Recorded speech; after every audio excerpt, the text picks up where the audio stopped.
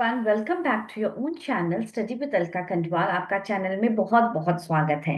तो हम बात करने वाले हैं आज सीपी का जो उन्होंने एग्जाम का जो रिजल्ट है वो तो आउट नहीं है, but obviously the marks has been uploaded. तो सबने अपने अपने मार्क्स को डेफिनेटली चेक कर लिया होगा। तो जो आगे के बच्चे हैं जो टॉप 30 में हैं, और टॉप 30 क्योंकि बहुत सारे टॉप 30 में बहुत सारे बच्चों के मार्क्स सेम सेम सेम है, तो इसलिए मैं बोल रही हूँ जो टॉप 30 है वो तो ऑब्वियसली जो आगे का स्किल टेस्ट है उसके लिए अपनी तैयारी एकदम रेडी रखिए, because they will be called for the skill test. अब जब स्किल टेस्ट में है तो आपकी टाइपिंग, अपनी टाइपिंग पे एकदम अच्छे से फोकस कीजिए। ऐसा नहीं है कि बहुत ज्यादा स्पीड मांगी है।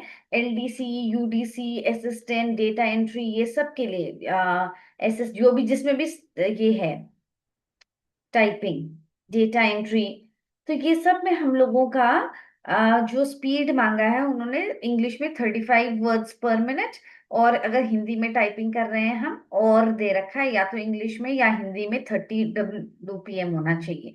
अब हम लोगों का जब हम लोग टाइप कर रहे हैं तो हमको अपना ध्यान रखना है कि हमने स्पीड भी मेंटेन कर रखा है। स्पीड मेंटेन होना चाहिए, साथ साथ में हमारी एक्यूरेसी भी मेंटेन होनी चाहिए।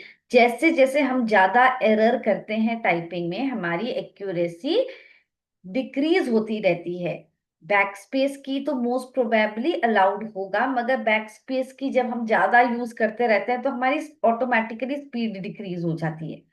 और अगर हम लोगों ने कोई मिस्टेक को छोड़ दिया कि कोई बात नहीं, एक मिस्टेक से क्या होता है, ऐसे करते हम छोड़ते जाएं तो हमारी एक्यूरेसी कम हो जाएगी। तो इसीलिए दोनों चीज, स्पीड प्लस एक्यूरेसी पे हमको काम करना है। जो ये अभी टाइम है उसमें हमको अपना स्पीड भी मेंटेन करना है। हमको इतनी ज्यादा स्पीड तो उन्होंने मांगी है नहीं, so we have to maintain that particular speed. आप कोई भी ऑनलाइन टाइपिंग प्लेटफॉर्म में जाओ, और अगर आपका तो टॉप 10 में है तो आप किसी टाइपिंग इंस्टीट्यूट को भी ज्वाइन कर लो, because if you are not in the habit of typing practice, तो जब आप लोग किसी टाइपिंग इंस्टीट्यूट में ज्वाइन करेंगे तो फिर अगल बगल में जो प्रेशर होता है, टाइपिंग की इसकी आवाज आ रही है, ये सब की जब आवाज आती है then you have an idea कि एक्चुअल जो आपका एग्जाम जब होगा तो कैसा रहेगा।